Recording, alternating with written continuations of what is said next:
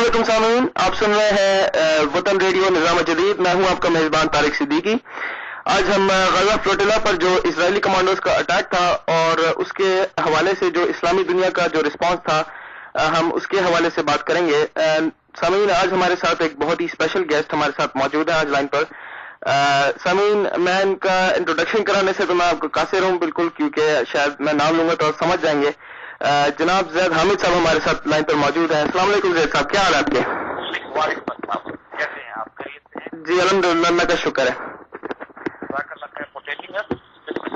जी sir, सबसे पहला question जो मैं आपसे पूछना चाहता हूँ वो ये है कि जो तुर्किश फ्लोटिलस पर जो अटैक हुआ था, यानी वॉर स्ट्राइकिंग गाजा के ऊपर, और फिर यानी जो जारहाना हमला किया इसराइली नेवी ने इनके ऊपर, और यूएन चार्टर्स को भी काफी तोड़ा, और उन्होंने यानी बैन अवी पानियों में ये काम किया सारा।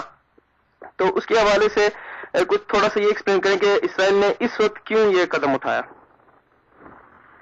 देखिए, इसराइल बुनियादी तौर पर एक डॉक्ट्रिन पर यकीन रखता है जिसकी बुनियाद दहशतगर्दी पर।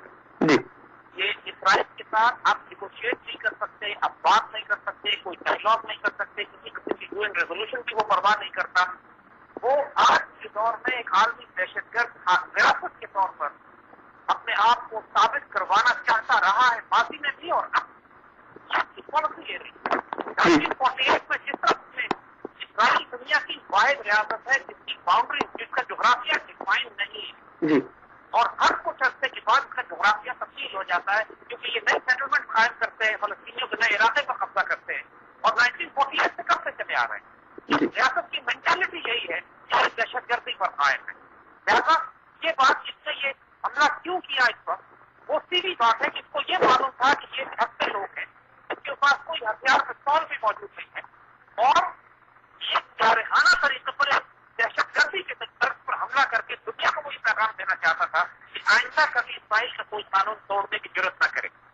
लेकिन इसके नतीजे में जो रिएक्शन हुआ है, ये एक बहुत बड़ा इवेंट डेवलप हुआ है कि वो तुर्की जैसा मुल्क, जो पिछले कई बरस से इसराइल के अनाइज के तौर पर प्रमोट किया जाता था, जिसके इसराइल से भारतीय और जिसकी ताल्लुकात फौजी ताल्लुकात, तुर्की में एक ऐसी बगावत बर्पा हुई है कि अब तो इसराइल के सबसे बड़े जानिब, और ये एक ऐसी कैलकुलेशन है इसराइल की तरफ से, क्योंकि इससे पहले इसराइल को अरबों से डील करता रहा, और अरब ममालिक पिछले 50 साल से उनकी कोई ताकत ऐसी नहीं थी कि जो इसराइल के लिए कोई बड़ा खतरा बन सकते। अरब की ताकत कॉम्प्रोमाइज थी, अरबों की फौजी ताकत कॉम्प्रोमाइज थी। 1967 में आप देख चुके हैं कि 3 अरब ममालिक की फजाइया को इसराइल ने जमीन पर ही तबाह कर दिया था। लिहाजा ये इसराइल की इसराइल गाजा के फ्लोटिला पर हमला कर हम कोई नताइज मिलेंगे तो अरबों के खिलाफ क्या करके होंगे, यहाँ पूरी तरह से गलत हो।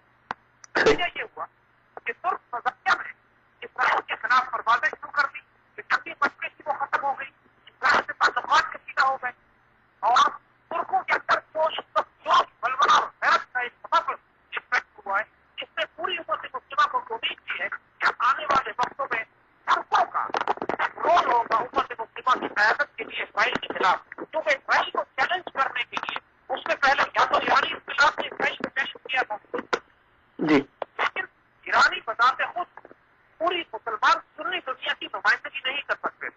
तुर्कों के साथ शामिल होने की वजह से तुर्क और ईरानी अगर इकट्ठे शामिल होते हैं तो ये वाकई ताकतवर बन सकता है। साथ अगर पाकिस्तान जुड़ जाए, क्योंकि अरब दुनिया में अब कोई ताकत बाकी नहीं रही है इसराइल का मुकाबला करने के लिए।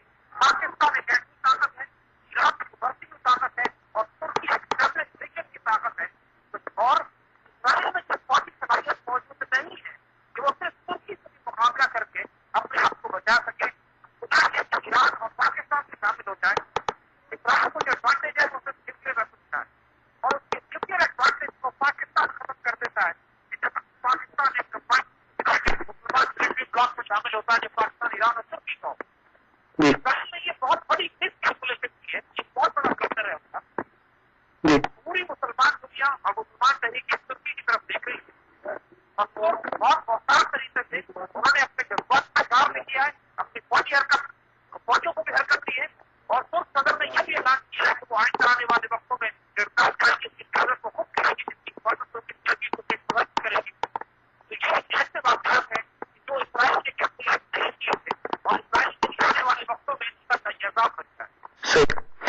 سر کیا آپ سمجھتے ہیں کہ جو ان کی فلوٹیلاز پر جو اٹیک کیا تھا اسرائیل نے، تو کیا ترکی اس اپرچونٹی کے اوپر کیپٹلائز کر سکے گا، یعنی کوئی فائدہ اٹھا سکے گا ان سے؟ دیکھیے ترکی ضرور کر سکتا ہے. ترکوں کی بنیادی بات سمجھیے کہ چاہے وہ کتنے مغربی ہو جائے، چاہے وہ کتنا یورپ کا تعلقات رکھتے ہیں، کتنا وہ یورپین یونین میں جانے کے لیے زور لگائیں، بنیادی طور پر ترک کے غیرت مند قوم جی، اور یہ اس کی تاریخ ہے. جی، میدان جنگ میں ترکوں کا اصل خود سامنے آتا ہے جو اور غیرت مند قوموں کے ساتھ ہوتا ہے. یہ صدیوں تک مسلمان مشرق کی نمائندگی کرتے رہے. یورپ میں انہوں نے مار کے جنہوں نے غلام بنا کے رکھا ہوا تھا، روس سے لے کر یورپ تک اس کی سلطنت پھیلی تھی. اس کے مدینے تک اس کی ریاست آتی تھی. خلافت جو مانیہ اس کی پوری تاریخ ترکوں نے سنبھال کے رکھی. جی، چاہے وہ سیکولر اپنے آپ کو دار ترکی کانسٹیٹیوشن کہتا ہو، لیکن ترکی میں سیکولر نہیں ہے. ان کی تمام بنیادیں اسلام میں، حب رسول میں، اللہ کے رسول سے تعلق و محبت میں، اور ترک اپنے اقدار پر، اپنی ویلوز پر، اپنے وطن اور محبت اور دین سے پیار پر بڑی شدت کے ساتھ عمل کرتے ہیں. اور خاص طور پر جب میدان جنگ اور غیر اور عزت سے مانتا ہوں تو یہ بات آپ غور کریں کہ جب امریکیوں نے ترکی سے یہ کہا تھا کہ ہم واقع ہمیں راستہ دیا جائے کہ ہم عراق کے استعمال پہ حملہ کرنا چاہتے ہیں، اور اس کے جواب میں ترکی کو وہ $27 بلین دے رہے، $27 ارب دے رہے تھے، پھر بھی ترکی کی پارلیمنٹ نے اس کو رد کر دیا اکتوبر بار کے اور کہا کہ ہماری تعلیمیت، ہماری آزادی کے خلاف ہے یہ بات کہ وہ امریکی فوجوں کو اپنے بیچ میں سے گزرتے ہوئے جانے دیں. یہ ہے ترکوں کا کردار.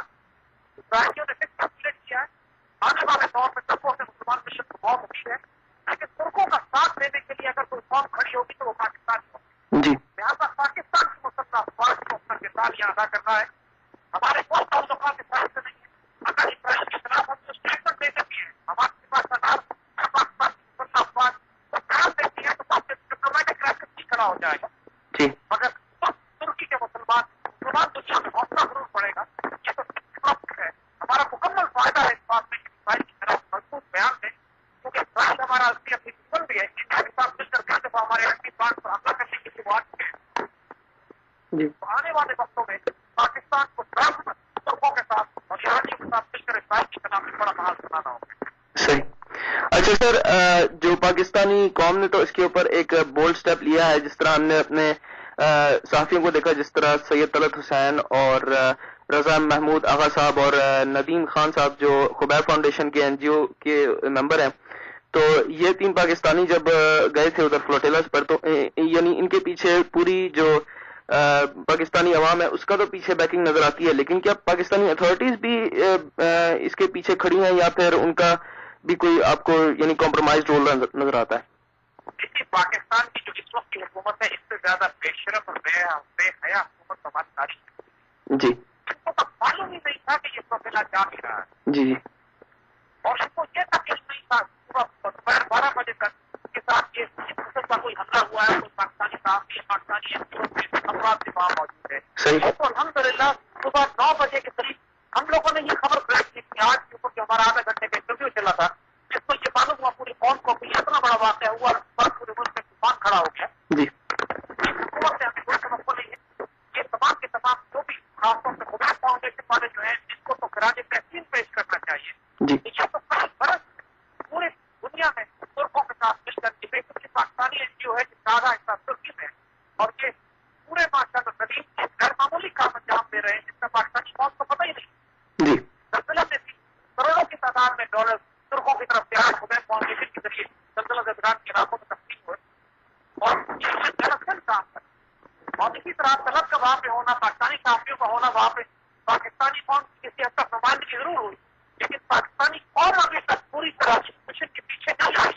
صحیح. اور حکومت کا تو خیر کوئی پاسبلٹی نہیں ہے، حکومت کو تبدیل کرنا پڑے گا، لیکن مسلح افواج کو زیادہ بہتر رول اس میں ادا کرنا چاہیے، زیادہ اسٹرانگ چانس دینا چاہیے. ترکی کی صلاحیت ان کی تیاری کو بنیاد پہ ہے. پاکستان کو پاکستان کی افواج کو اعلان کرنا چاہیے کہ اتحاد میں پاکستان ترکی کا ساتھ دے گا اور اسرائیل کے خلاف کرے. جی، تو سر جو اسرائیل یعنی جو فلسطین کی طرف جو یہ ایڈ بھیجی گئی تھی اس کے اندر تو